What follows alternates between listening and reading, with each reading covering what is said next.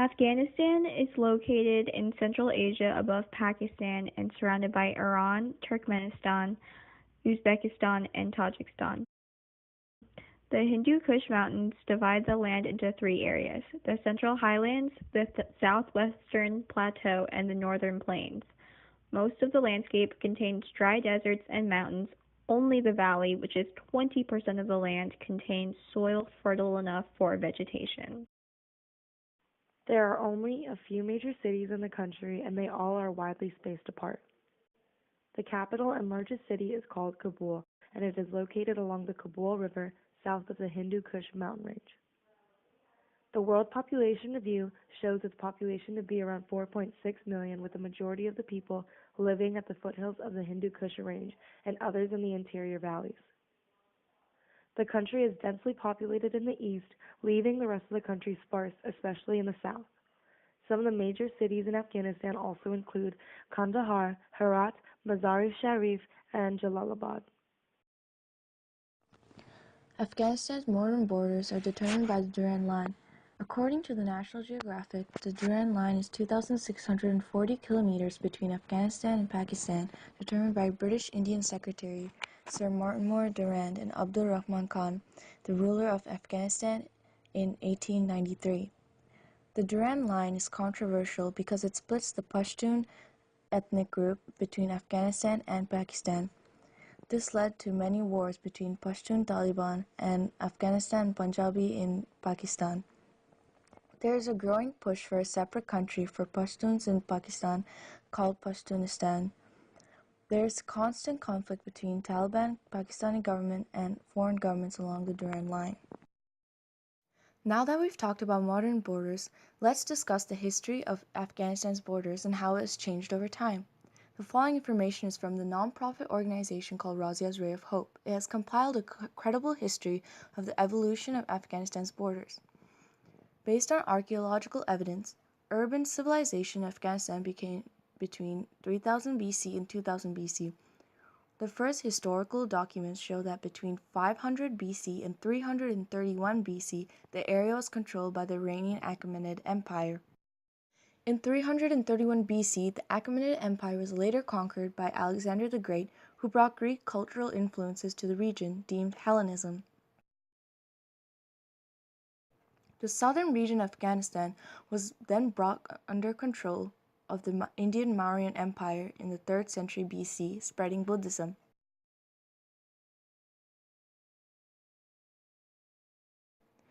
In mid-3rd century BC, the nomadic group Kushans established the Kushan Empire from 60 to 375 AD, which became a cultural and commercial center in the region. In 642 AD, Afghanistan fell under the control of Arab invaders who introduced Islam to the land, but was later conquered by Genghis Khan, who was succeeded by Emperor Timur. The slow disintegration of Timur's control led to the land falling under the control of the Islamic Mughal Empire under Emperor Babur, who was a descendant of Timur. With an overview of invasions Afghanistan endured, we can better understand how its modern borders came to be after the last empire before colonization. As we've already discussed, Afghanistan has a long history of invasions that dates back to the time of Alexander the Great and continues up until today. The frequency of invasions faced by this country is due to its strategic location as a gateway between Asia and Europe.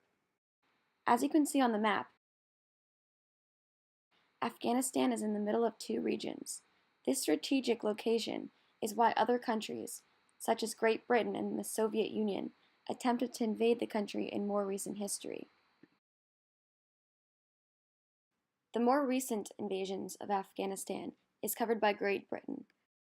Great Britain attempted to invade the country multiple times, and these attempts led to three separate wars, which are titled the Anglo-Afghan Wars, or simply the Afghan Wars. They took place over the course of almost a century. The first began in 1839, when British troops moved into the country in order to take over and prevent Russia from gaining influence over the country. The war ended when British troops were driven out in 1842. British troops invaded Afghanistan for a second time in 1878, which began the Second Anglo-Afghan War, which ended in 1880 when Abdi al-Rahman became Emir and allowed Russia and Britain to begin drawing new boundaries. The third and final war lasted about a month in 1919 after the new ruler, Amanullah Khan, declared Afghanistan's independence. Great Britain attempted to prevent this, but they lost again, and the final war represented Afghanistan's regaining its independence. All of this information regarding the Anglo-Afghan Wars came from the Encyclopedia Britannica article on this topic. The next major invasion occurred on December 24, 1979, when the Soviets sent 30,000 troops to support the communist Afghan government against the anti-communist Muslim rebels. This began the Fourth Afghan War, this time being a Soviet-Afghan war.